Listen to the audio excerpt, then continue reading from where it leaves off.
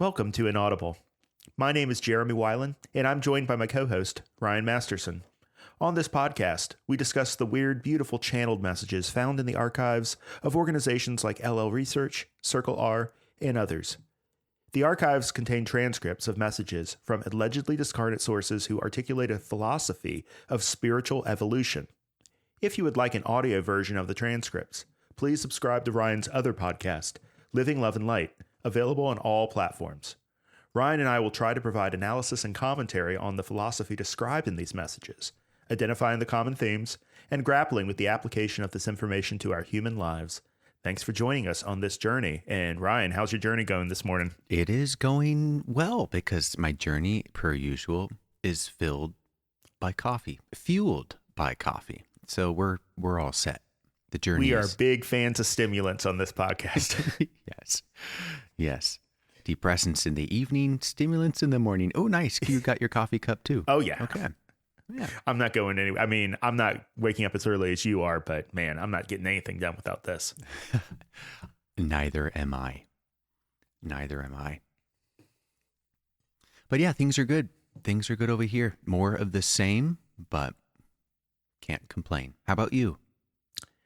Well, it's been kind of a good week for the projects that I've been working on. The Other Selves Working Group has booked their next channeling intensive in May. So that's coming up, and I'm looking forward to that. And I don't know, I just have been having lots of great conversations with different seekers. New people are seeking us out. That's exactly what I'd hoped. So it's just cool to find, to have people find us, and they almost always are like ready. They're ready to do something. And it's not my place to say what they do. It's just that it's cool. It's really, really validating. And it gives me a lot of hope to see other people reaching this awareness on their own terms and then finding us, you know? Like, Yes. It's not about finding us so much. It's about the awareness that they hold. But by finding us, we become aware of it, you know? Yes. Well, there's something special. I continue to get occasional messages on the Living Love and Light podcast about someone just happens to find it and thoroughly enjoys the sessions. And I mean, that's not me. That's reading the messages. It's constantly like, wow, this message hit me hard this time, or boy, this message was relevant. And I found that it's a very small group of people. And every now and then I'll get a comment and I'll kind of know, like, oh, this is going to be a new addition to that small group of people who consistently watch or listen. And, because for whatever reason, these messages are coming into their lives at this very opportune moment, or just the right moment, right? The planets are aligned. They're ready for whatever it is these messages offer. And, you know, they resonate, they gravitate towards it. And so I'm sure it might feel like that when you, because I know you talk with more people than I do. I wonder if it feels like that when you reach out to someone, well, in the same way that you reached out to me, you know, it's like we connected because of where you were at in your life, which is you've been on this path for a while, but I was just getting started, but I was ready for that connection, you know?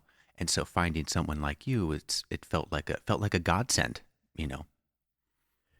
That's exactly why I put all the work that I do into this group, is because there's certainly no reason that one can't fully follow one's own path with no other selves who are conscious of the way that they're conceiving of approaching their path, right? Like we all, whether we have any knowledge of the law of one, or we have other lenses through which we look at the meaning of life, or we don't have any concept of the meaning of life at all, and we're like total atheists, materialist fundamentalists, right? Mm-hmm.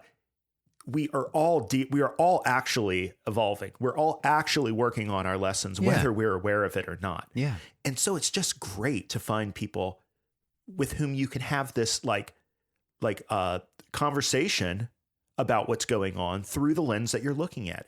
It doesn't make the lens right or wrong. It just makes communication possible, right? Yeah. And it just helps you sort through. It just helps you sort through the things you have to sort through. And everyone goes through this who's on a spiritual path, whether it be a new Christian, they've got questions about the Bible. They got questions about the teachings of Jesus, or whether you, if your spiritual journey evolves, say you're a Christian and you convert to Islam, you're going to have questions about Muhammad. You need people to talk to help formulate your own answers about pinging ideas off of people and picking up what resonates, dropping the rest, and continuing forward on your journey. So absolutely. Yeah. Yeah. And, we're not supposed to take our own spiritual temperature for sure.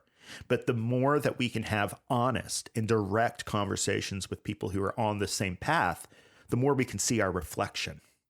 The more the things that we're working on inside that are so hard sometimes to get a hold of can be reflected back to us and other people. And then that makes it a lot more tractable to work with. In fact, I think that's one of the subjects we're going to get into when we start talking about dreams. Mm-hmm. Right? Mm-hmm. Not dreams, but Guidance. synchronicity. Oh, synchronicity. Yeah, I saw that Yeah. note. I saw that note you wrote on the Google Doc. I'm like, ooh, it's been a while since I've felt a synchronicity. And there's part of me that's bummed because every now and then one of those will happen. And I'm like, oh, it's a powerful moment for me. It's completely subjective, right? But it is a powerful moment. And maybe 6 months ago, I was talking with an old drum instructor of mine who was doing a career change. He was getting out of finance and he was getting out of music teaching and into finance. Very similar path to what I did. And, he was having synchronicities just stack up in his life, but he didn't have a word for it. And so he was telling us about all these interesting coincidences. And I said, no, these are called synchronicities. And these are, in my perspective, these are cues that you are certainly on the right track, or whatever move you're making, it's something you should lean into. That's been my subjective experience, but right. But even he could recognize those weird coincidences that were lining up in his life as he was making this transition. So I wish I would get one of those. It's been a while. Yeah. Well, we'll get into a mechanism by which you might be able to achieve that. Ooh, okay. I'm down. So without further ado. Yes. Let's go ahead and jump into this conscious channeling session from LL Research. It's Carla Ruckert channeling Kuo, and this is October 11th, 2005. And this session is a little bit different than what we normally read on this podcast because around this time in the mid 2000s, Carla started doing personal sessions with people. And normally, yeah. So in the archive, you'll see like Saturday meditation, Sunday meditation as the title. And then sometimes it will say special meditation. That usually means that the entire session is centered around one person's questions and kind of like things that they're working on. And just like every other LO Research channeling, they really stay away from too personal information. They try to, one of the reasons why I think it's such a good thing that they do that is that they can publish this without divulging any compromising details of the person about whom they're talking. And we can all benefit from the advice or the guidance that they provide. And, there's things that this K person, their first initial is K, that there's things that they ask that all of us ask, right? Like things about relationships, things about, guidance and like, am I on the path? Like 90% of the people always ask, hey, look, am I on the path? And of course, right? The answer is always, of course you are. Yes. Of course you are. But am I on the right path? That's the hard one. Yeah, it's hard to accept that the path we're on is the right path. Sometimes, at least. Right. Even though, like, the answer is yes. The answer is yes. It might not. It might not be.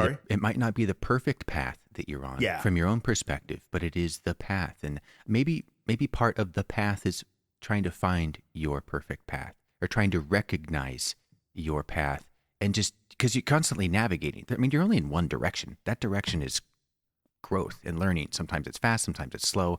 Yeah. And it always feels like, oh, am I doing the right things? I don't know. And it's like, yes, you are. And that, yeah.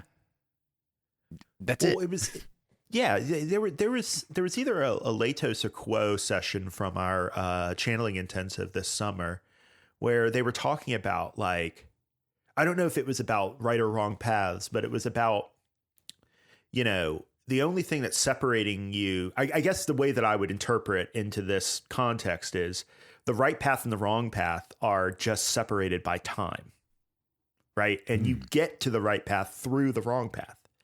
Oh, yeah.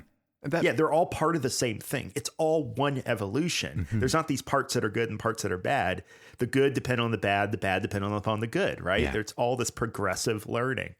And one little pithy phrase that I always think about with issues like this is, like, everybody is always doing the best they can. No matter what they're doing the best they can. Yes. Shame researcher Brene Brown and author Brene Brown writes that she consistently nails, they're doing the best they can with the tools that they have. And that's almost become a joke between my wife and I whenever she gets upset with me in a funny way. We just rib each other, and it's always like, my wife is doing the best she can with the tools that she has, Then she'll punch me. It's just that it sucks. Yeah. I'm terrible at Tetris with the dishwasher, so she's constantly rearranging what I'm doing in the dishwasher, and she'll lay it on me. He is doing the best he can with the tools that he has. So, but it's so true. Everyone in general, we do the best we can with what we have. Yeah. I also have a wife who far exceeds me in spatial intelligence. So, like, she can pack so much stuff into the car that I would just be like, I would pack half in, right? Because she can Tetris it in, Yeah.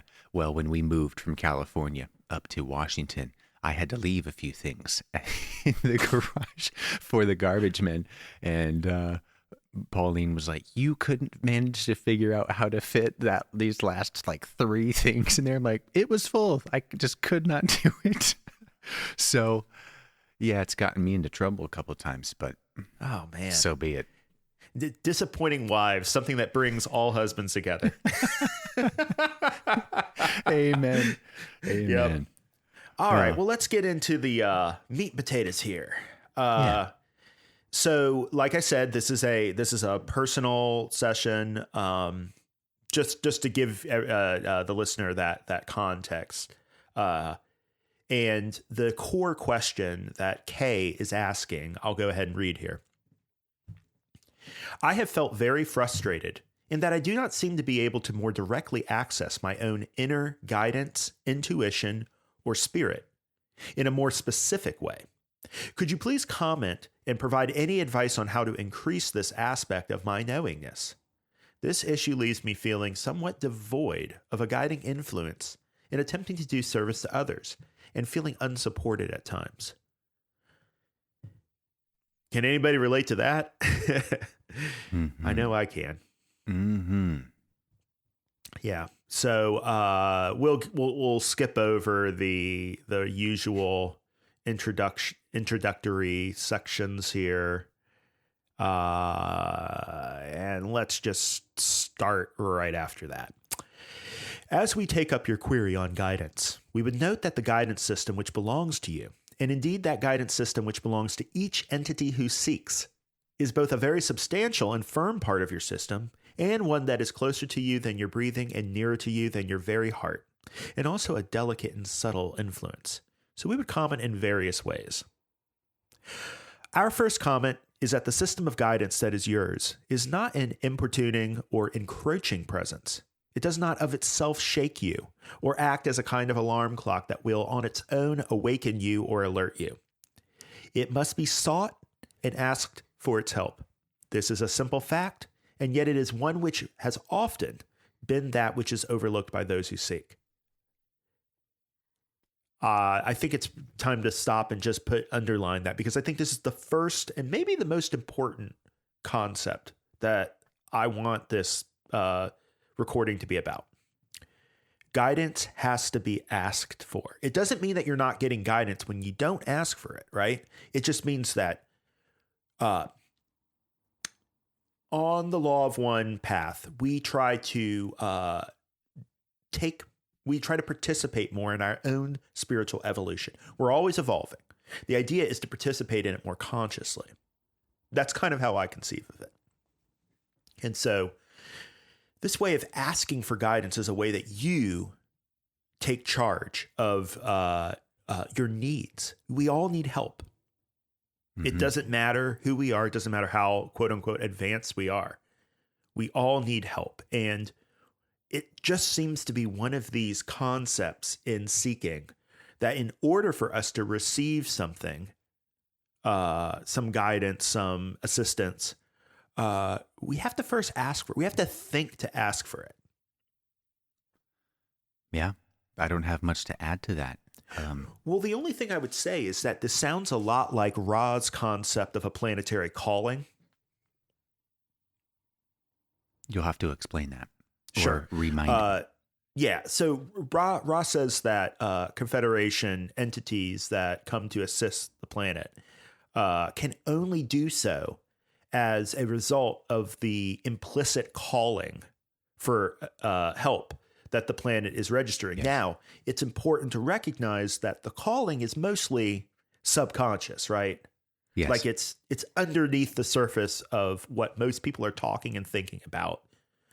But and that's where I think the magical issue is, because when we can make that calling explicit through things like prayer, through things like asking for guidance, through things like paying attention and looking for signs, we are starting to take more of a role in that. And that doesn't mean that we're always going to get great insight or all of the clues are going to be completely and immediately helpful. It means we're starting to build this relationship, a relationship with deep mind, a relationship with our greater selves. Mm-hmm. And it's not just about getting benefits consciously right now in our lives. It's important to recognize that this is the start of a relationship with parts of yourself that you may not have had a handle on before, that you may not have known how to address within yourself. And it's also an opportunity to express humility and to recognize, those of Ra say, understanding is not of this density. Yeah. So we're not going to like we've said many times in this podcast, we're not going to brute force, break the code, right? We're not going to intellectually solve it. At the end of the day, we need to, it's best if we can recognize that our participation in our spiritual evolution implies that it's not just about us, our conscious waking selves. There's a greater community involved, a community that's within us, a community that's without us. And, is the distinction really that important? It makes me wonder what Kay was going through to feel the need to ask this question. Because I know that we've talked in the past about emotion and how emotion can serve as a cue. At least that's what I took from it. Emotion can serve as a cue that this is a challenge that you need to lean into. If this makes you happy, well, this is a direction you should be moving. And we all have those gut feelings, that inner voice that you may listen to or not.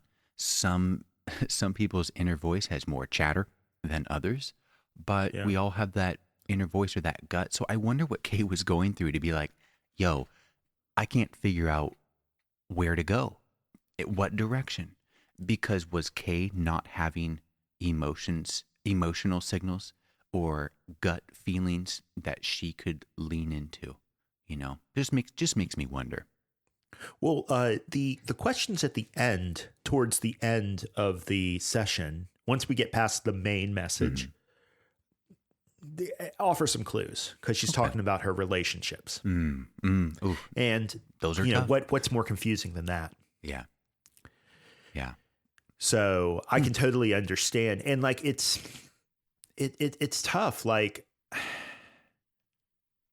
a lot of times you just need reassurance that you're still in the game, right? You need reassurance, not that you're doing everything perfectly, but that you're not completely lost. The orientation aspect of life, right? This idea that you're not just waking up every day and just floating through life and then going to sleep, and just every day is this kind of aimless wandering.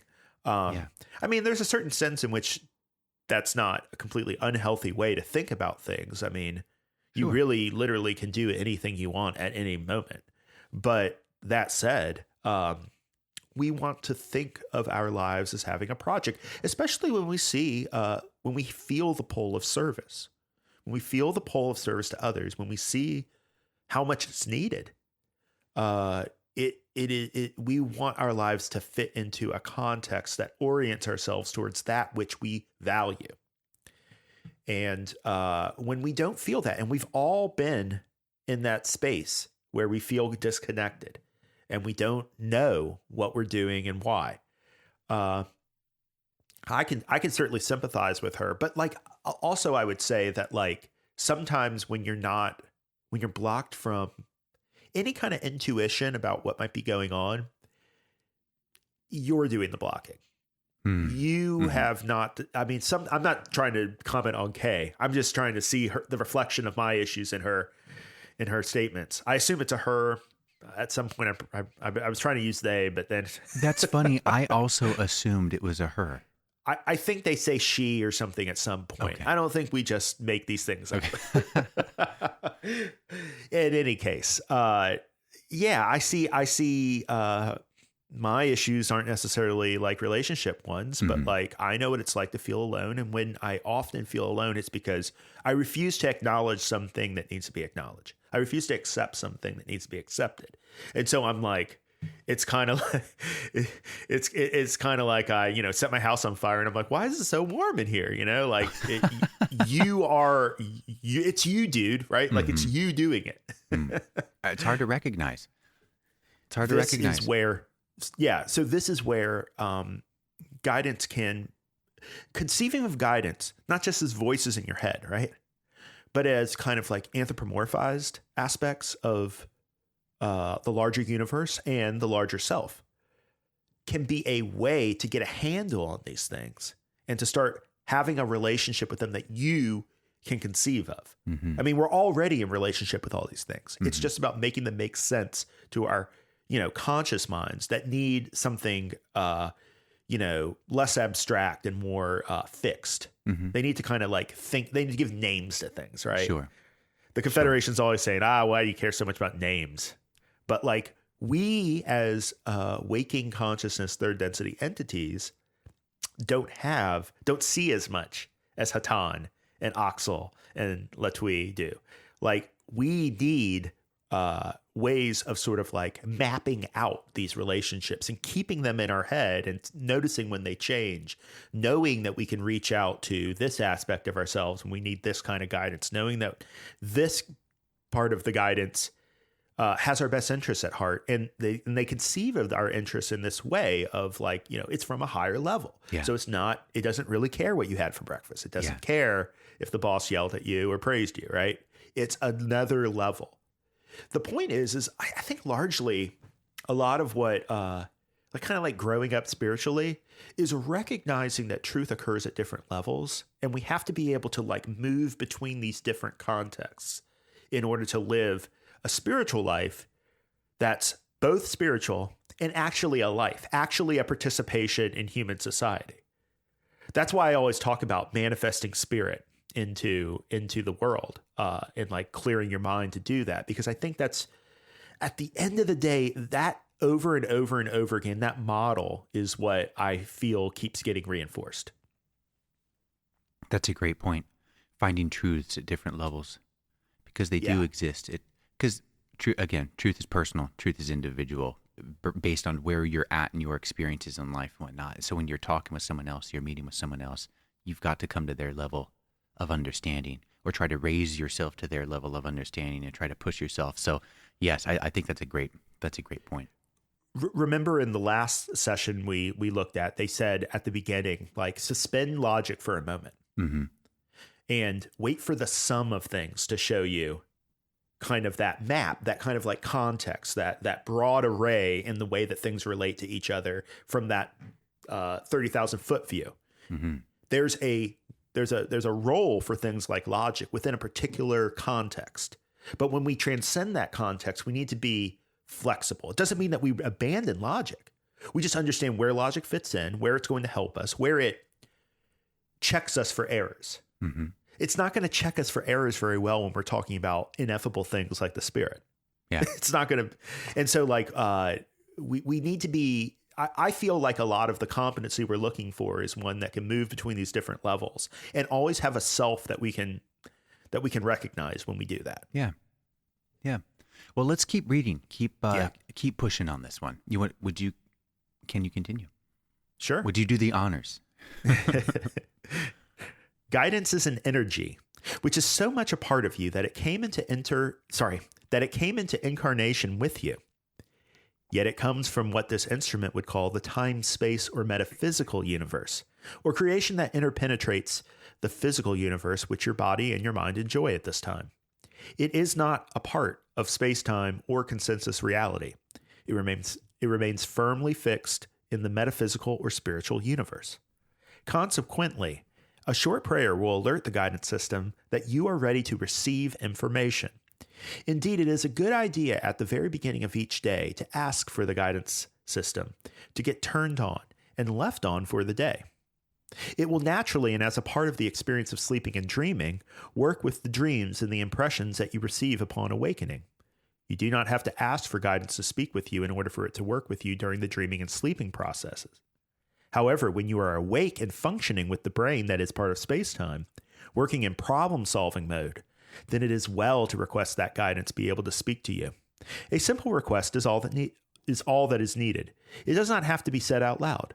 It can be strictly mental, as long as your mental processes are such that you are able to make a clear and distinct request without speaking out loud. If there is any doubt within you at all concerning this point, then we would suggest that you go ahead and speak out loud. What do you think of that, Ryan? I think it's great because at minimum, even if you take the spirituality aspect out of it, the idea of asking, of articulating a request for guidance, at minimum, primes your brain to be thinking in the moment. I would imagine that it would prime your brain to be thinking in the moment. And so that you're not completely checked out as far as the path that you are headed on in the moment of conversation, in the moment of decision making, in the moment of action, whatever it is. I would imagine this just helps. As far as the asking and the dreaming, I think we've talked about that before, where I like to do this every night. And I don't get guidance every night, but every now and then I'll have a quite memorable dream that I will A, remember, B, remember to write down so I'll remember it for a while, and then C, that gives me a chance to stew on that experience in the dream, which quite often, I remember it because it pushes me, it challenges me, and if I can sort through it, there's often a lesson hidden in there that contributes to where I'm at in my life. Yeah, and that's a great example of how the problem-solving mode, quote unquote, can work with this guidance. It doesn't have to be a conflict, and only one can win, right? We first ask for this guidance, so we open ourselves up to it, whatever it is, and that kind of openness and receptiveness is a big part of what makes it like this really powerful spiritual thing. It's a very archetypal stance. And like once we open ourselves to it, we sort of register in our own heads, register in our lives, our need for this, the calling that we're making, essentially. And yeah, it's just about trying to take this guidance and understand it in the context of our lives. And yeah. Other than that, I think it's pretty straightforward. Yeah. Ask. Yeah. Ask. And ye shall receive. It's something that I've started to do in my daily practice, where I make an explicit ask of the Creator, like, I want your guidance today. Yes. And again, I'd even stress, you remove the spirituality from it. There are corollaries in, say, entrepreneurship, when you are just focused on an idea of something you want to work on, something you want to do. Something happens in your brain. Well, if you're non-spiritual, something happens in your brain. If you're spiritual, something happens to the universe or the career, whatever, but something happens to where you are open to these ideas. You are open to opportunities that you wouldn't otherwise be open to, because your mind is realigning with a new goal. Mm-hmm. And there's something about that programming. There's something about that realignment of your direction that simply opens you up to new opportunity. And I think I think, friends, this is just my opinion. I think when I ask for guidance and help, I am simply just more present in the moment, and I'm checking in with my gut. I'm checking in with my emotions, just moment to moment.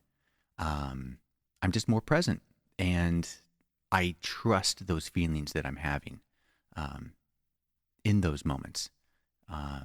And I just, as long as I'm trying to stay true to myself and what I'm feeling, and I'm being honest, then I feel like I'm moving in that right direction, or I'm making those correct choices.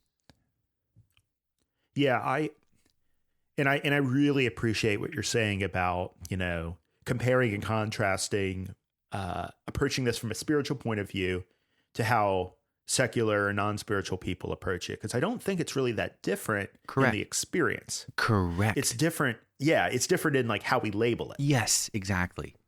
And there's, I'm really influenced on this by Carl Jung, because he wrote a book called The Undiscovered Self that was huge on my path. And he was basically, in a lot of it, making the point that, within our liberal, secular, like international order, capitalist order, like we have all these like systems, like all of these things are like human creations. They may or may not be good. And from what vantage point do we actually judge whether they're good or not? There must be some overarching way of looking at it that transcends the systems themselves. Otherwise, we wouldn't know what's right or wrong. We would just do whatever we used to do, right? Yeah. We would just be conservative. Yeah. There's a quote I have from The Undiscovered Self. It's one of my favorite quotes of all time. Do you mind if I read it? No, go for it. All right. So he's trying to talk about, and actually he's talking about guidance here, but he frames it in this way that I think is really useful. Okay. So here's Carl Jung, The Undiscovered Self, page 64. The religious person enjoys a great advantage when it comes to answering the crucial question that hangs over our time like a threat. He has a clear idea of the way his subjective existence is grounded in his relation to God. I put the word God in quotes in order to indicate that we are dealing with an anthropomorphic idea whose dynamism and symbolism are filtered through the medium of the unconscious psyche. Anyone who wants to can at least draw near to the source of such experiences, no matter whether he believes in God or not. Without this approach, it is only in rare cases that we witness those miraculous conversions, of which Paul's Damascus experience is the prototype. That religious experiences exist no longer needs proof, but it will always remain doubtful whether what metaphysics and theology call God and the gods is the real ground of these experiences.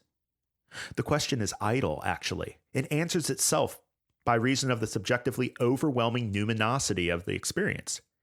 Anyone who has had it is seized by it and therefore not in a position to indulge in fruitless metaphysical or epistemological speculations. Absolute certainty brings its own evidence and has no need of anthropomorphic proofs. So in that, I don't know if that was really opaque there. That one's but deep. he's talking about how whether you're spiritual or not, you recognize that there's this gigantic plenum of self that is mysterious, and that whatever it is that we're doing in this world must be grounded in that larger self, whether you call it God or not, whether you call it the unconscious, the id or whatever. And this is why, like, you get to a certain point where, like, the does God exist, like, debate. Oh my God, it's so boring, right? Because, like, it depends, right? It depends on what you mean by God. It depends on what you mean by yourself. Like, it depends on what you mean by reality, right? Yeah. And who can possibly care about quibbling on such things when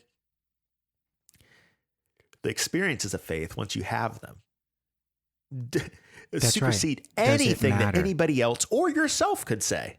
Yes.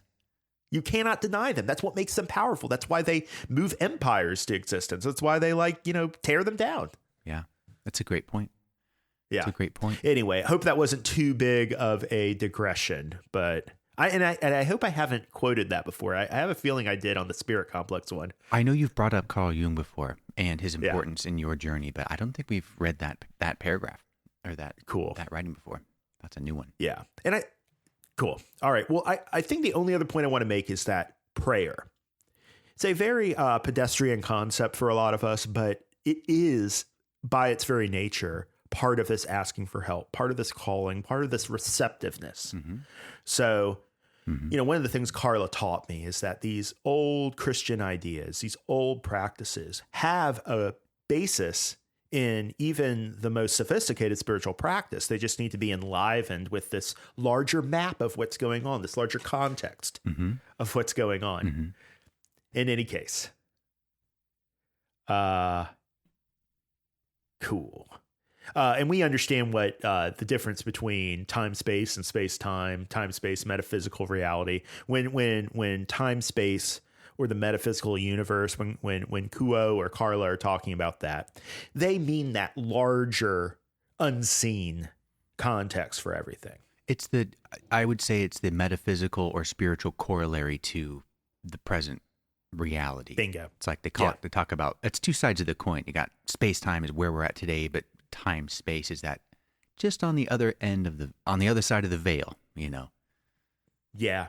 And like, I think on a future episode, we'll get into the distinctions between the two terms. That would be good to go into. That'd be fun.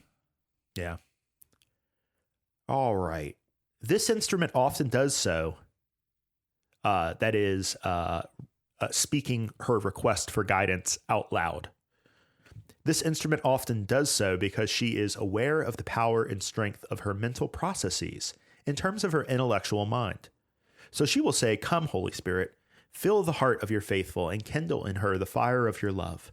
Send forth your spirit, and she shall be created, and you shall renew the face of the earth."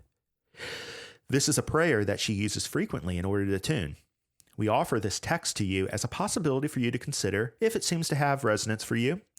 A shorter form of this, which the instrument also uses upon occasion, is "Come, Holy Spirit," and that right quickly. You can also simply say "Help." This instrument sometimes does that, saying to her guidance system, "Holly, help." She calls her guidance system Holly. Any way of expressing this request that seems most natural and resonant to you, my sister, is the one we would suggest. All right, there's the clue on the gender of the person asking for this.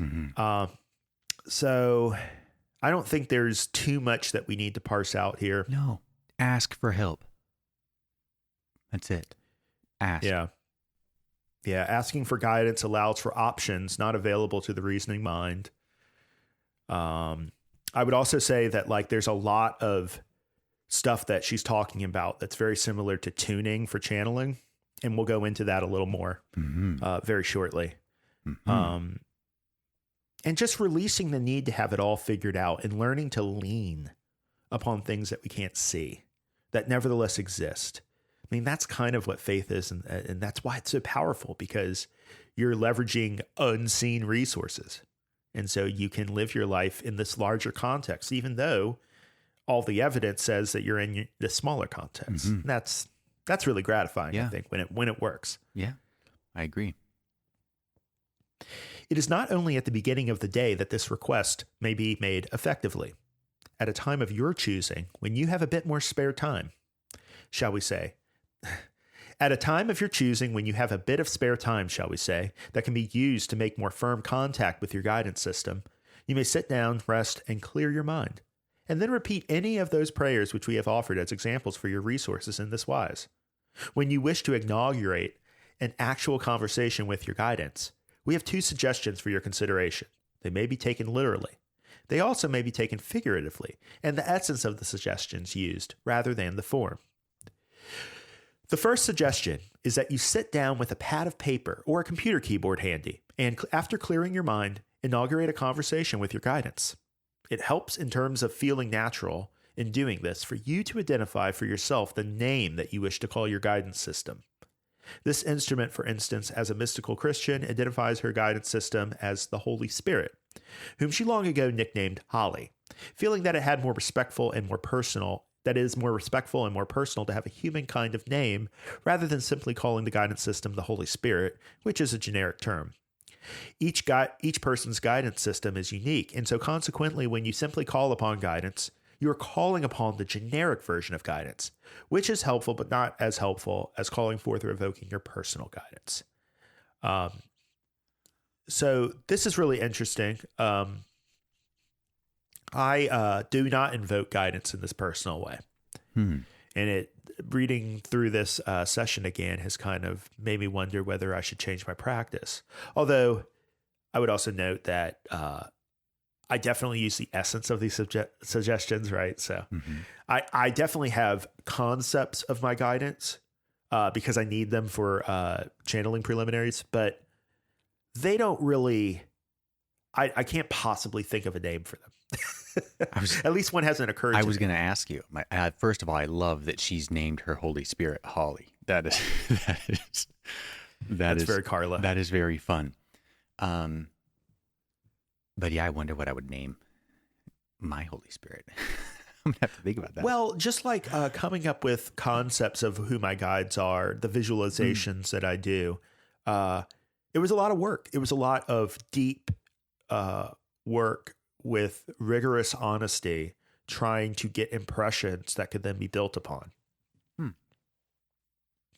But I don't think it needs to be like that for most people. It probably doesn't even need to be like that for me. Like, what do you feel like calling them? You can always change it, Like, yeah.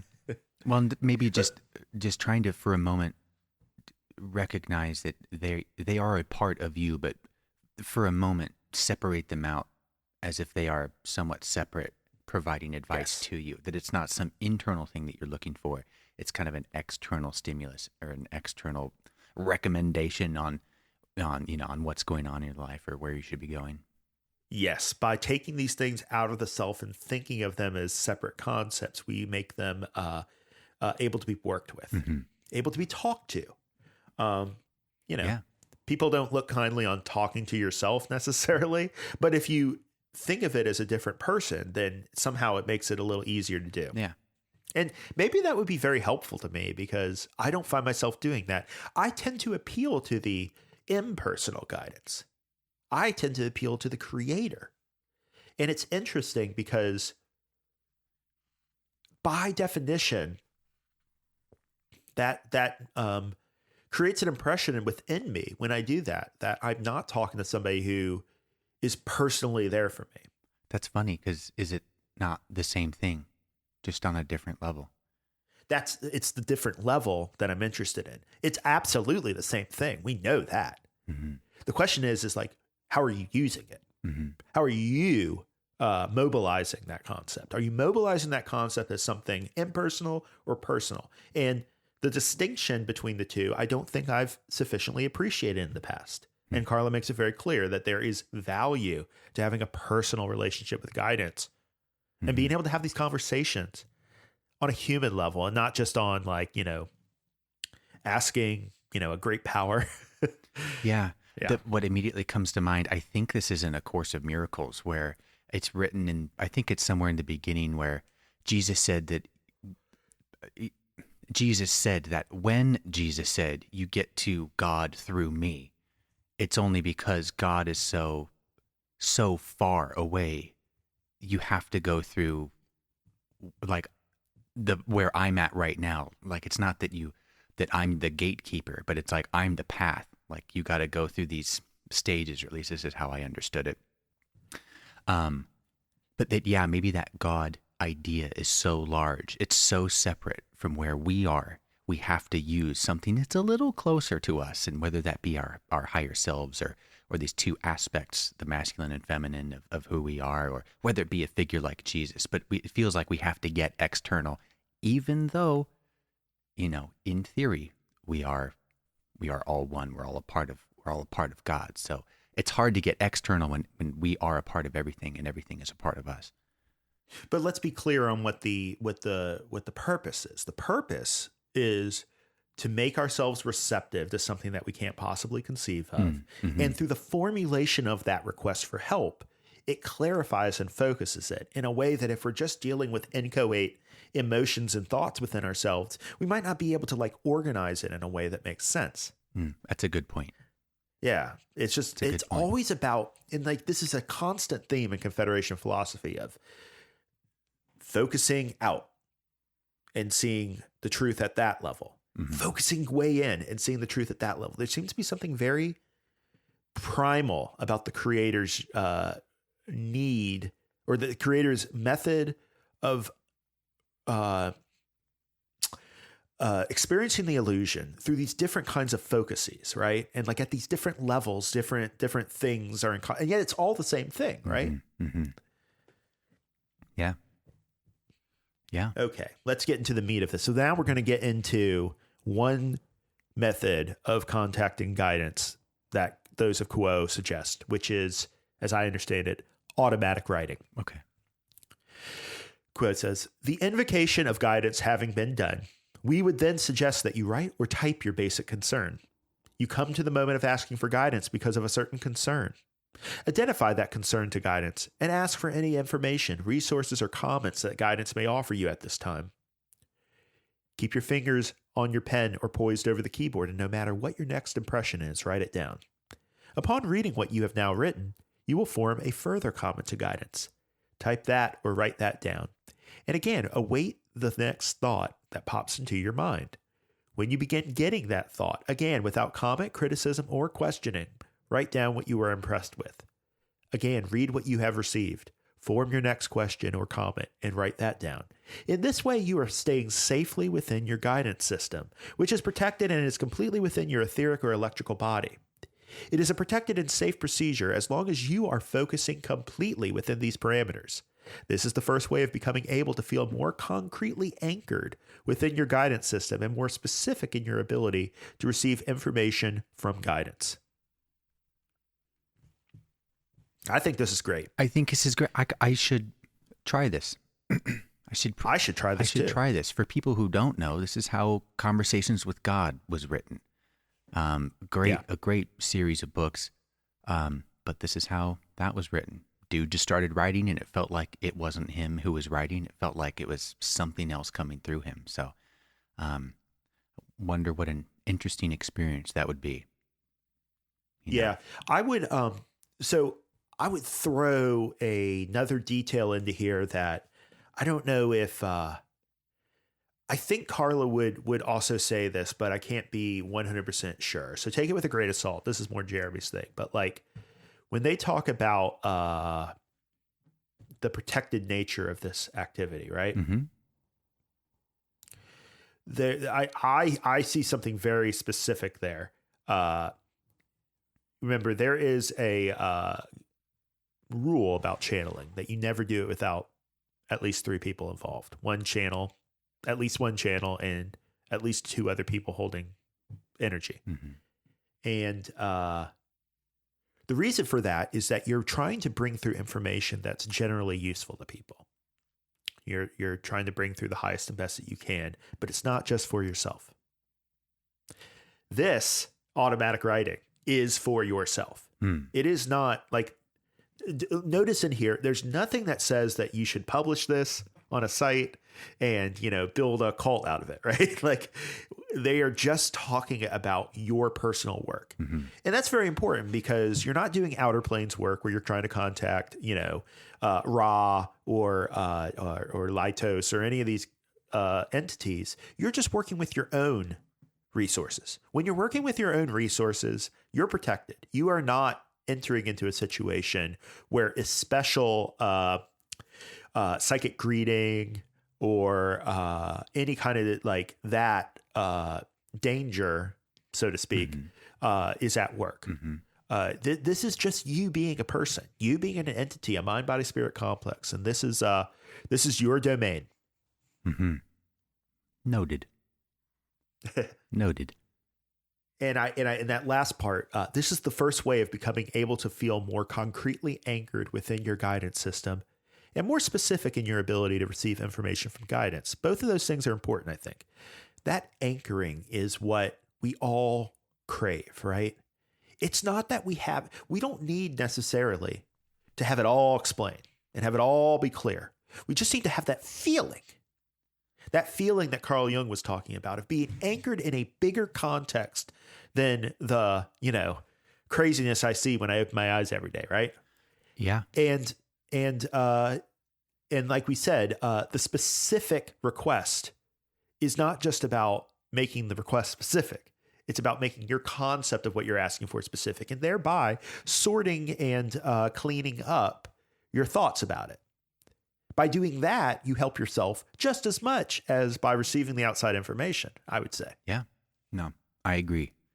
And I would also reiterate or stress that point of needing an anchor. Yeah. It's hard to be a ship afloat at sea without without any control, or without any frame of reference. It's those anchors are important. They are. And the foundation anchor, I think, is the one that you do when you meditate. Mm-hmm. That is, I think, where everything starts on your path.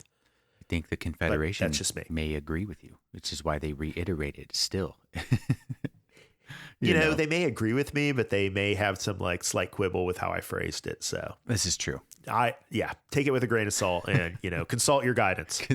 Yes. Yes. All right. Well, let's move on to the second way. Yeah. This one's interesting. Yeah.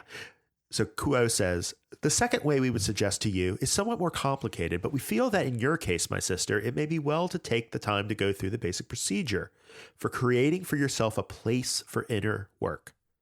This instrument has done so and has found it helpful. It is a procedure that she learned from an entity who was teaching principles which he had learned from the so-called Silva mind control technique. It is not a faithful reproduction of such techniques, but it is in fact an alteration of those techniques that this instrument has found helpful. We will use this instrument's technique in explaining to you the basic process of creating what this instrument would call a place of working. Just a little aside here. This is straight up what LO Research teaches for channeling preliminaries. The whole point is to visualize for yourself a place of working so that then you can engage in something that's distinct from everyday living and therefore magically empowered. Creating this distinction allows for you to live a mundane human life, but also be able to like dip into those areas of spirit and have each be pure.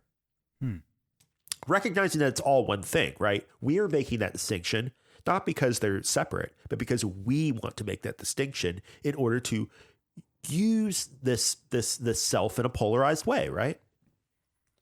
Well, creating a different space that is distinct for you to do, say, spiritual work or internal work. This makes me think of when professional athletes are getting ready for the game.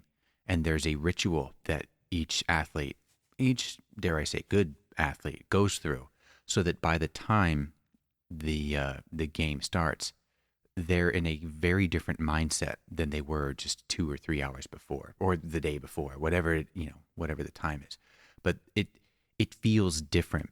It feels very different when you're when you create that space for yourself and you stay consistent with how you're approaching that space. So, and I think actors do this, but like getting themselves into character, they come up with, I believe, systems so that they can, on a dime, become the character that they've been working on, because they're in a different mental space. Yeah. Who knew that the jocks and the drama kids were so magically potent? Right. Others just, I guess it's good to it's know true. There are lessons to be pulled from everywhere, you know? It's totally true. And like, yeah. And like, it's funny how people find this out for themselves. They're not taught this usually. Mm-hmm. They figure it out. Yeah. And you know, on the loose end, it's pure superstition, right? Yeah. Oh, like I have to be chewing this gum when I go to bat, or you know. But like that's a very, very unsophisticated version. They can also do much more sophisticated stuff, like just put themselves in a state of mind. Yeah. There's an old football movie. I think it's just in the 70s or 80s. But in this movie, one of these football players has got to go in for surgery. And one of his teammates is talking to the doc, saying like, "Doc, you don't want to do this surgery tomorrow at 3 p.m. That's game time." And over the course of this guy's career, like he's going to be prime. You don't want his body and mind in that. You want him when he's relaxed. Like, so we should wait 2 or 3 days, when it's not game time. But anywho. Yeah, totally medically insignificant, right? But like, if you think the body is just a machine, then yeah, it is insignificant. But it is interesting, right? That those who depend upon the body most tend to take the mind very, very seriously. Don't they though? Yeah. Don't they though? Well, maybe those who rely on the body most understand that without the mind, your body's not going to operate how you want it. Yeah. Yeah, I flashes of the second cycle of the tarot cards are appearing in my head. I'm thinking in particular of that lady with her hands over the lion's mouth. That whole discipline idea of the body, like the mind comes into the body to take it out of its even and balanced functioning and to point it in a direction and push it towards a polarized purpose. And that takes will and effort and structure. Yeah. And the idea is we can also use those structures very negatively as well, too, to beat ourselves down, to, repression is like a psychic structure that you've created. Mm-hmm. So there's all sorts of different ways to use this, right? Yeah. Yeah. So let's keep pushing. Tell me how we create this space for guidance. All right. Kuo says, step 1 is to ask yourself, where upon this earth, in terms of location and geography, your favorite place resides? Where do you feel most at home, most protected, most safe and secure? When you have that location firmly in mind, then we would proceed to step 2. Step 2 involves creating for yourself in that place a place of working. If that place that you have chosen is a building or contains a building, then we would suggest that you create for yourself within that actual building a mentally constructed room. It can be a copy of an actual room in that dwelling, or it can be a room that you have created completely out of imagination. It is, however, attached in your mind to that safe place, created very consciously as a sacred place. Create it as you would wish it. If you feel it needs a kitchen, make yourself a little kitchenette. If you feel it needs a bathroom, make yourself a bathroom. If you feel you need an office, make yourself an office. And most importantly, if you would like to have an inner sanctum, where you go after you enter this basic sacred space, create for yourself that sanctum sanctorum, which is where you shall do your actual working. Anything we want to talk about here? No, it's fun. Make it your own. Guo was saying, give it a bathroom if that's your sacred space. Give it a bathroom if it needs a bathroom. Make it your own, and making it your own means making it detailed and specific. Yes.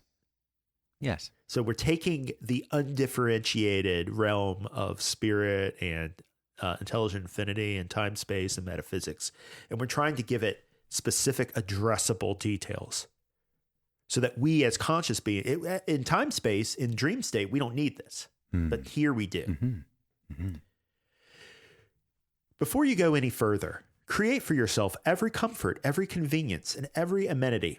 For instance, this instrument, feeling that she wanted the comfort of all of her information at hand, created for herself a room in which there were office files, a desk, a computer, and so forth, so that she would know all the information that she needed to do her work would be on hand.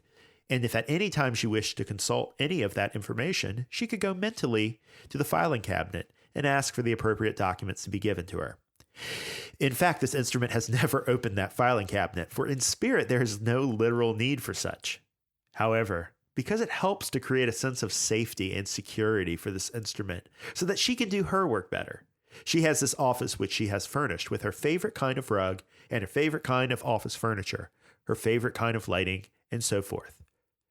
The goal here is not to create a specific kind of workspace, but to create your ideal workspace. So let this ideation and visualization process be as long as it needs to be and as careful and detailed as it needs to be in order for you to create a very recognizable, safe, and sacred working space.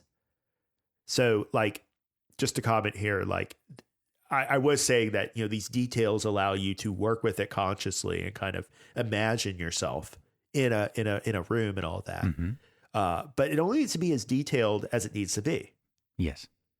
So my working space has very few details, but I'm not going to go into it because it's part of my process. Yeah. And I need to keep that private.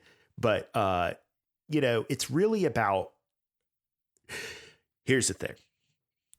When you are doing this design, when you are doing this imagining of finding your guidance, right? You might think that you're engaged in a complete mental creation from scratch and that you're just making things up and you don't know whether what you're getting is real or not, right? Mm-hmm. And the point is you're not going to know that. You can only go on feeling. And so that's why this is such a good exercise apart from the visualization, because it's one of the first and most clear ways that you can start working with your own sincerity and honesty with yourself. Mm-hmm. Whether or not you do any channeling or anything like that, the ability to touch into that part of yourself that cannot be denied is part of awakening. That's a great point. Full stop. Yeah, that's a great point. Kuo continues, when you have all other details attended to, we would ask that you create in your working space, whether it be one room or whether you have created an inner sanctum, 2 doors, one on either side of a central screen. The screen is a way of objectifying within your mental processes the visualization process of doing your spiritual work. The doors on either side of this central screen represent the openings to the Holy Spirit, as this instrument would call this energy, or your guidance system. In order to balance your request for guidance, the door on the left of the screen represents the masculine energies of guidance. The door to the right of the central screen represents your access to the feminine portion of the energy of your guidance system. Create for yourself your most comfortable setting, sitting, resting, or standing position for doing work. This is entirely up to your discretion.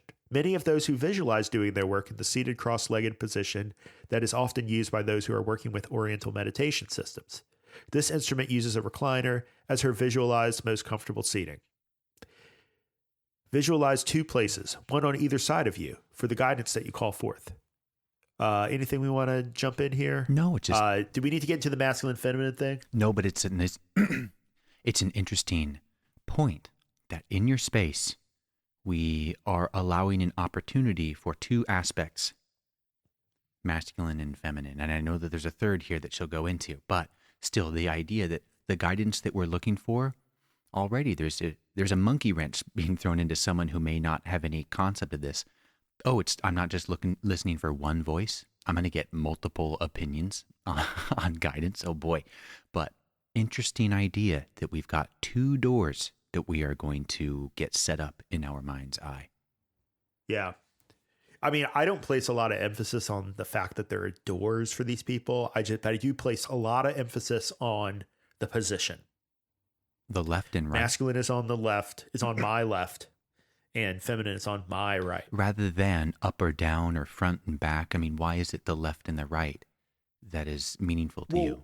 It's not that it's other than anything. I mean, they could just be directly in front of me, right? Okay. They could be floating. But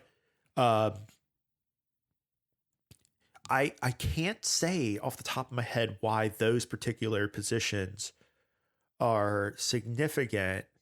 And it's funny because if I were doing this from scratch without Carla's guidance, I would normally think that the feminine would be on the left and the masculine would be on the right, because the feminine is more of the attractive, quote unquote negative. The masculine's archetypally positive and radiative. I have considered in the past that they're switched to balance. Are you left-handed? No. I wonder if there's any corollary between like left brain, right brain, and the way that you've internalized, the masculine, feminine archetypes with the assumptions about left brain, right brain functionality. Yeah, I don't know.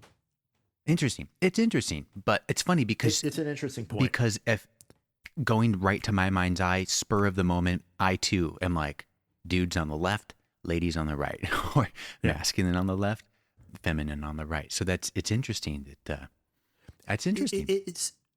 I think the most important thing is that you're dealing with these polarized aspects of yourself. Yes. That's what's important.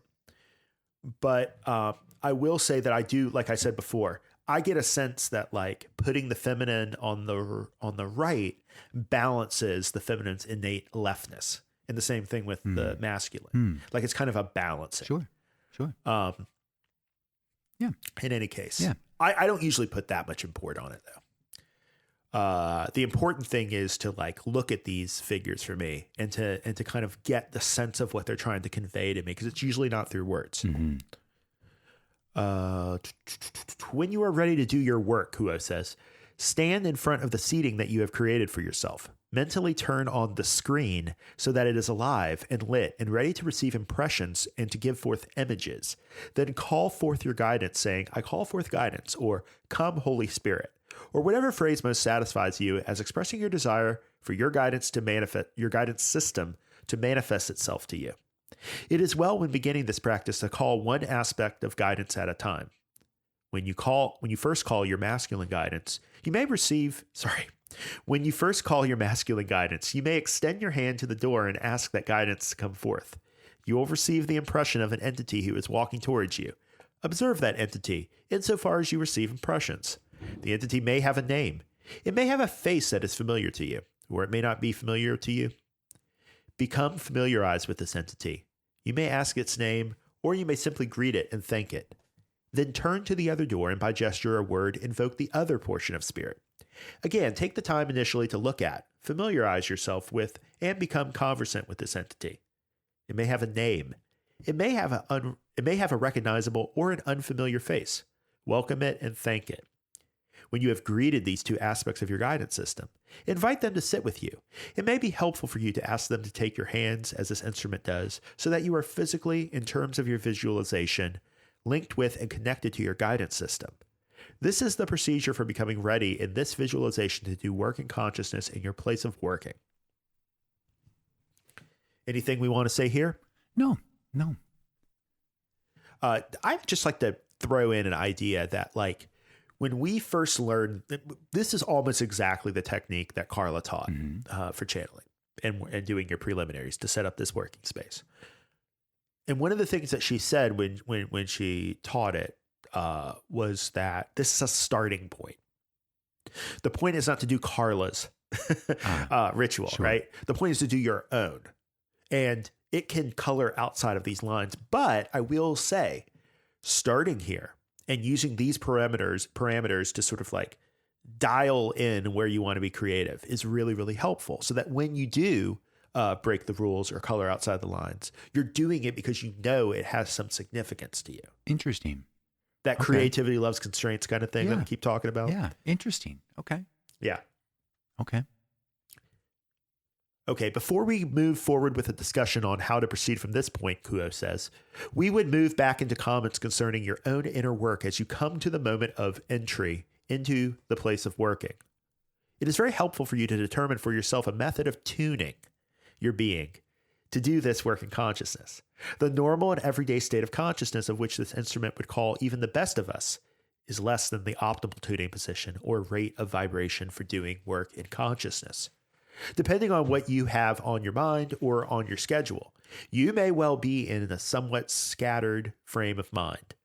which you would describe to yourself as not being your best or highest self. Your goal then is to tune this very powerful entity that you are up from its present, everyday, and ordinary state of mind to the state of mind that would be the highest and best tuning that you can carry in a stable and conscious manner. You do not want to go beyond that which you can carry, being quite awake and quite alert.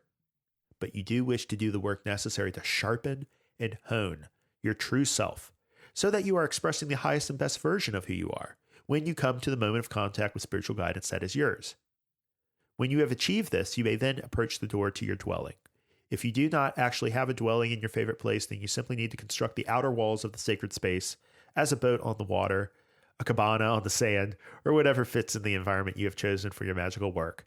I probably should have stopped paragraph before this paragraph, okay. but anything we need to talk about with the tuning? Obviously, the channeling parallels should be clear at this point. Yes. It feels like just one of those things that takes some reps and some practice, because this is new for me to read. It's like, ooh, I should give this a try. I wonder what. It would be nice to build yourself a little checklist as you're first starting, to try this out. Yeah. I guess a checklist would be good. I would want a checklist when I was starting out, even though now I'd be like, don't make it a rote, routine or anything like that. Sure. But like, in a way, you are making it a rote routine. It just needs to be your routine. Yeah. Yes. Yeah. But I would say that like the practice of daily meditation is going to help you understand when you are bringing your highest and best. Because that's not always clear to people. It's not always clear to me. But I know that when I'm able to get quiet and really sit with the full being that I am and not just thinking about, the details of the day or whatever, it's possible for me to see myself in a much objective is the wrong word, right? But like you could see yourself a little bit more clearly. You could see some of the virtues that don't get used very often in normal life. And that's what you want to bring to spirit, that full self that has all those virtues that so often they go unappreciated in life, right? Yeah. Yeah. Just takes practice. Yeah. Okay. Yeah. When you are satisfied that your tuning is complete, Kuo says, you may then ask for the keeper of your sacred space to come forward. This is a convention which this instrument has learned from the practices of the spiritualist church. We are not suggesting that you create a seance atmosphere or that you will be speaking with inner spirits of any kind.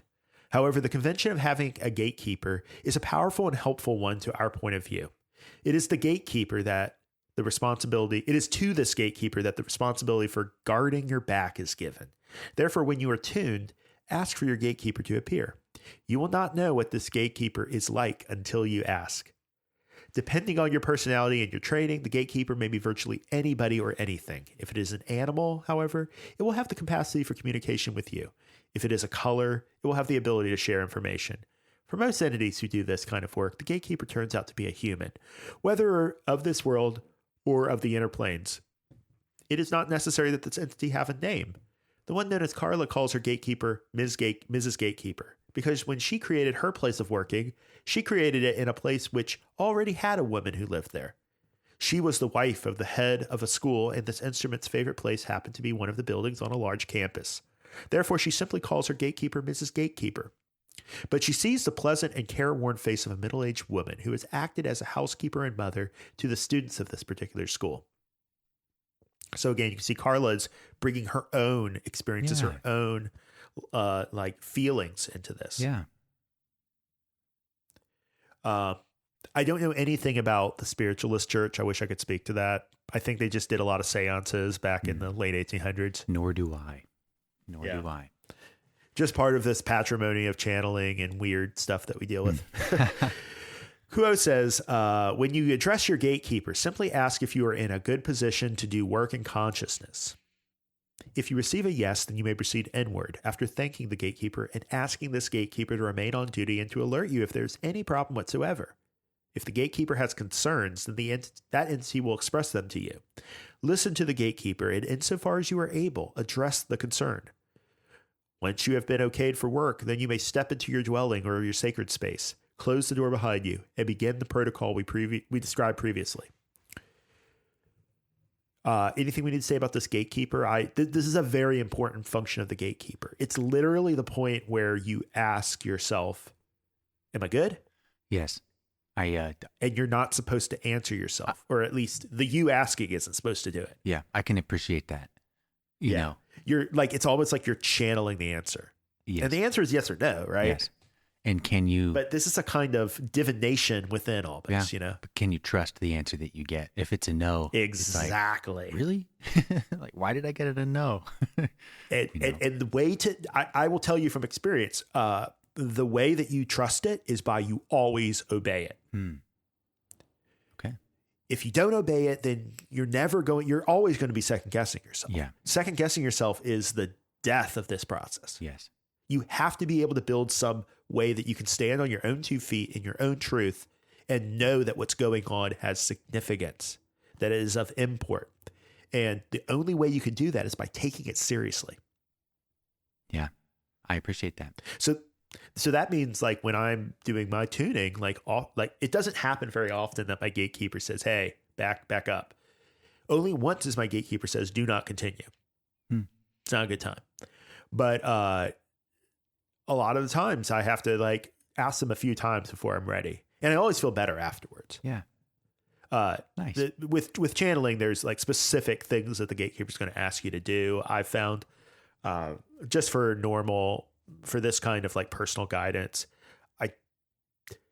it's probably not going to be that big of a deal. Yeah. In any case, what do I know? Just trying to figure it out. When you have concluded your work in consciousness, Kuo says, remember to thank and dismiss the spirit in its 2 manifestations. To turn off the screen and physically to leave the sacred space. While the screen is on and you are working with the spirit, this procedure can be precisely that which we described above, with the pad of paper and pen or the computer and the keyboard being your method of communicating and recording that communication. It can also be completely mental. The asset of having your words written down and the suggestions from spirit also written down is that it is objectified and can be referred to in your future. This becomes more important to you when you wish to follow the suggestions of your guidance. And we would suggest to you that once you have received suggestions from your guidance, it is extremely helpful to the process of following guidance to refer back to suggestions made during this process and follow them insofar as it is possible for you to do. Guidance has interactive qualities, and those qualities are sharpened and articulated or made more detailed by the process of listening to guidance and following instructions. This does not mean that you must follow orders of any kind. What it means is that you are as active after a session of communication with guidance as you had been beforehand in asking for guidance. I didn't really even appreciate how awesome that concept was until just now. But they're saying the exact thing that I said at the beginning. The only thing that separates the mistake from the solution is time. The only thing that separates being separate from being unified is this weird concept of time that we go through, that things have to unfold over some sort of duration. And this asking for guidance and responding to the guidance received is part and parcel of the same dynamic, the same continuum. I think that's important because you're not going to spirit and your guidance as a supplicant. You're not going to it as, tell me everything to do and I will do exactly what you want and I will suborn all of my desires and interests.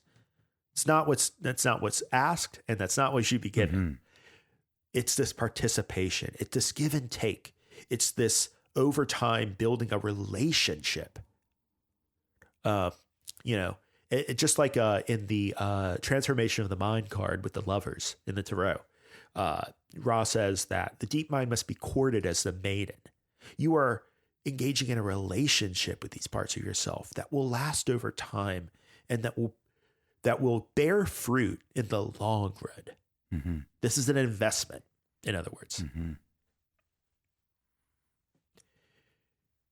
We would comment further before we leave the subject on the general nature of guidance, Kuo says. You come into incarnation with a guidance system that is composed of 3 parts. That tripartite nature of guidance is, in a way, a convention, but it is very helpful to realize that the energies of guidance are not simplistic or unitary in terms of the kind of information you are getting. There is what this instrument would call a yin or feminine side to guidance, having to do with nurturing and the immediacy of unconditional love. There's the yang portion of guidance, which could be called masculine, which has to do with power and the right use of power. It can also contain the energies of wisdom and discrimination. And I just want to, because of the times we live in, I want to say that we are talking about archetypes. We aren't talking about literal males and literal females. Yes. We all have both male and female within ourselves. The point is that when we work in these polarized ways, the masculine and feminine can draw out the distinctions in that unified approach that are sometimes helpful when we're trying to gain a balance, because in order to balance, you have to go to the other side, right? Mm-hmm. So I would, if this is something that the listener in any way finds offensive, like I would read some Carl Jung, I would read some philosophy on archetypes, or contact me and we can have a conversation about it, because even in this era, there are people who are even identifying as neither masculine or feminine. Mm-hmm. And I don't want them to feel alienated by this. I want them to understand that this is a tool to be worked with. It's not a way to limit yourself. Mm. You know what I mean? Mm. It's not a way to make you feel that you don't fit in. It's just a way, like, it seems that third density consciousness is a lot about this. We talk about polarization, service to self and service to others, but polarization more broadly is this kind of way that we build power through imbalance, right? You push the rock up the hill, because when you hit the lever, the ball will roll down, and that creates the dynamics. Yeah. Well, I appreciate the idea that, yes, masculine and feminine does not equate to men and women. It refers to archetypes, and these two, I guess, archetypes exist in different proportions in everyone. And yeah, they're very, they're certainly interesting archetypes to learn about.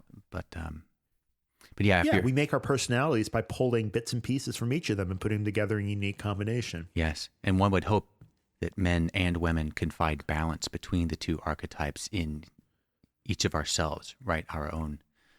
Well, it's important to find balance. Period. Absolutely.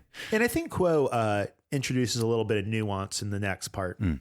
In many systems of magic, philosophy, and religion, these two energies are switched. And what we have described as feminine energies are assigned to the masculine or negative or yang energy, and vice versa. It does not, to our mind, much matter how you define the qualities of masculine and feminine, yang and yin, negative and positive. It is more important by far that you see the dynamic between love and wisdom and so forth. So looking at these things in a polarized manner, so you can see their extremes. Yes. And you can understand their character more, right? Their nature. Kuo continues, the third aspect of guidance with which you are naturally endowed could be described as androgynous or sexless, in that it is that common ground which unifies guidance. It is also that energy which is most closely aligned with the process of moving within that shuttle, which is your spiritual nature to bring to you. From the resources of your deep mind and the inner planes in general, those energies which are most helpful to you at a particular time. It is not necessary to give this third entity a habitation, a place, a seat with you, and so forth. It is far more necessary that you come into contact with the dynamic of masculine and feminine, yang and yin, positive and negative. In your very body, mind, and spirit, you unify this dynamic. But it is well to invoke spirit if so you do, in a way which specifically honors and respects the dynamic of love and wisdom in your guidance system.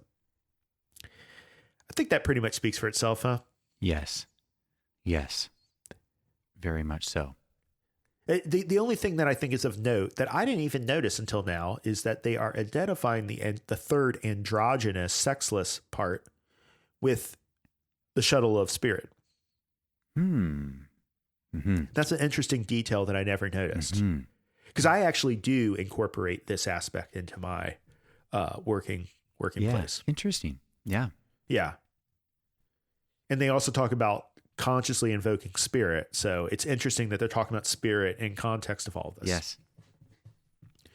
Continuing, you have other aspects of your guidance as well, which you have accreted to your essence within incarnation because of the work that you are doing, the service that you are providing, the purity of your intentions, and the sheer beauty of your soul.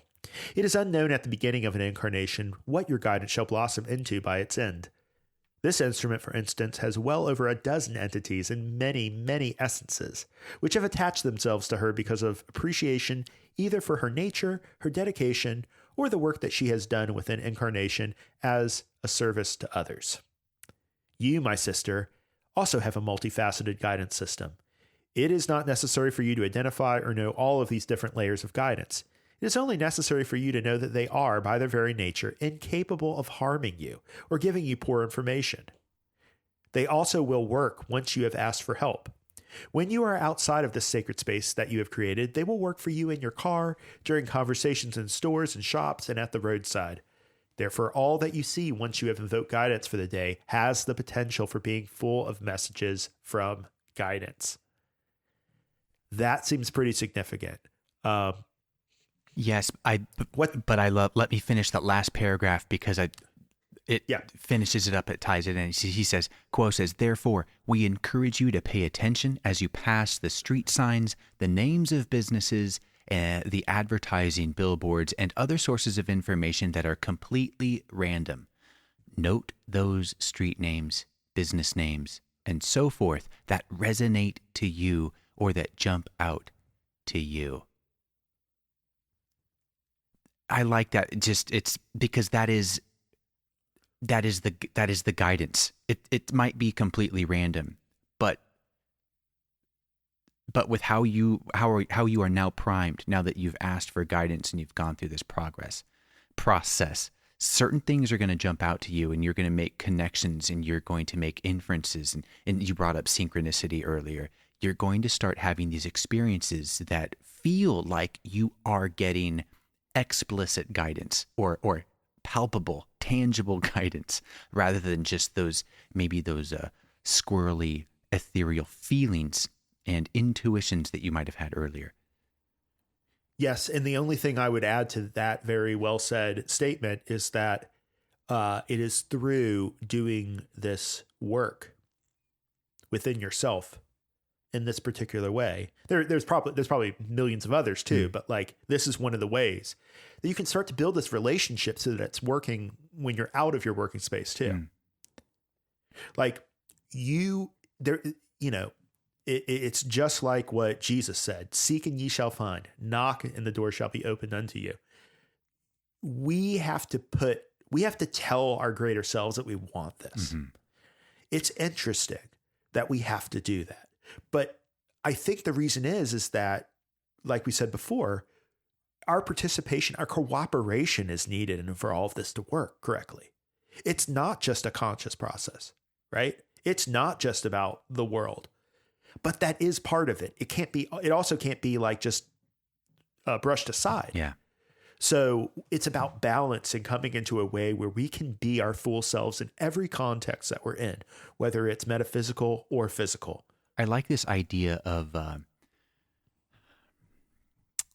this guidance system, as Quo states, is incapable of harming you or giving you poor information. And it makes me think that, well, what if you use this internal guidance? And what if it leads you down the wrong road, so to speak, and it leads you to this huge conflict? Well, maybe there's a chance that is what you needed, that is actually maybe one of the things you signed up for pre-incarnation. And this is a lesson that you are required to go through in your life. You've got to hammer out whatever challenge this is. Perhaps our guidance doesn't just steer us clear of problems, and it doesn't steer us down the direction of pure joy and happiness and everything is sunshine and rainbows. you're going to hit rocks in your path, guidance or not. And it just makes me think perhaps maybe our guidance system pushes us or guides us towards some challenges that are very necessary in our personal growth. Absolutely. It's going to be difficult to grade your guidance system on any kind of like consistent scale. Good point. From what place do you do that? Are you? It's kind of like people who are super into like Abraham Hicks and the law of attraction, and like what are they usually interested in attracting to themselves? Money. Money. money, money, money, money. But that, and I think that can be effective. Honestly, Yeah. It's a magical use of the consciousness, but we just happen to hold the faith that there are more valuable things to use that tool of consciousness to pursue. And I think that the only other thing that I would say about this synchronicity, the way that, like, you know, you look at the clock and it says 11:11 or 3:33, or you look at a road sign and it says something that reminds you of a conversation, a deep conversation you had, you know, all these different ways. Sometimes it's hard to see a message in it. It's just that it catches your attention. Remember, in the same way that, like, what we're looking for in dream analysis is the feeling, the emotion, the charge of consciousness that it has in it, that like quality that sometimes is really hard to put your finger on. But it's like, that's the thing that was trying to be communicated to you. Yeah. And the weird way that your dream like represented it was just the way that it represented it, right? It's the same thing with synchronicity, I think. Like, what you're looking for is that feeling of recognition. A lot of this guidance when it comes to synchronicities that happen to you randomly, to me, it's a lot about just being like, we're here with you. It's the way it was described to me once was, it's the creator winking their eye at you. And so it doesn't need to be necessarily a discrete message that you process and act upon. It can just be a way of reminding you of the greater context in which your little life operates. Yeah. That itself is useful. Remember, it's all about perspective, points of view, focus out, focus in. We're trying to like be flexible as these different scales manifest, these different purposes manifest in our life at these different levels. It's all one thing, but because we are incarnate and we have this monkey brain that wants everything to be binary, we have to be flexible. Yes. Well, I'm certainly going to give these a try. First, I'm definitely going to try this writing exercise, and I think in my meditation, I'm going to try this visualization to create a workspace. I have never done that. I'm going to give that a try. I would encourage you and the listener to try this. It's not necessarily going to be like easy in the sense that like it's just going to come to you or it's just going to feel right the first time you do it. It's something you're going to have to like probably do a few meditations on, just on different details of, because what you're feeling for is that feeling essence under it that gives it the force and the power that's going to make it a useful symbol going forward, right? The symbol's significance is not the symbol, right? Yes. Just like the bottle of soda, the significance of the bottle of soda is not the glass bottle. It's the stuff in it. It's the signified, not the signifier, right? So remember that you're using these symbols to reference deep feelings. And I think the best way to establish this correspondence is to find the feeling directly within you. Yeah. Then you can mobilize it with the symbol. Yeah. Heck yeah. The only other part of this that we wanted to talk about was just expanding on the synchronicity. Kuo says, consider them, i.e. the synchronicities, and the implications of the phrases or the words involved. Note birds and animals that cross your path and ask yourself how they make you feel and what, if anything, they may have to suggest for you in terms of the way that you feel. And that's pretty much it for this part of the session we want to talk about. Okay. But remember, it's about the feeling. Yes. Remember also that during the Ra contact, Ra suggested that seeing a hawk, when one of them saw a hawk during their day, that was kind of like a little bit of a signal that something significant was going on for the contact or in their paths. And ever since then, I keep my eye out for hawks too, because they don't show up very often. So when they do, it's very interesting. Same thing with like owls. I don't see a lot of owls. So when I do see an owl, like actually see one, I've never seen one. Oh, wow. I've never seen, there are hawks galore out here, but I've never seen an owl. I take that back. I saw one during an ultra marathon. It flew across me in the trail at like just past dusk. So it was very dark, but, oh, wow. But I hear them often. They're loud as all hell, but, well, when my wife and I were considering buying the house that we live at 13 years ago, we saw an owl in the woods by the house. And I remember thinking that was a very significant sign. Oh. And then not too long ago, we have a little ginkgo tree in our front yard that we planted when we moved in. And it's now decent sized. And I remember an owl once was sitting in that tree, which isn't that big for an owl. And then like the owl took off and the wings came out. Oh my God, this little bird became this huge creature. Yeah. I mean, that wingspan is intense. Yeah. They're one of my favorite animals. Yeah. They're incredible. But, well, we've reached the end of what we want to discuss. Any other thoughts you want to share? I had one more story, but I think I'm going to save it for the next time. Oh boy. All right. Yeah.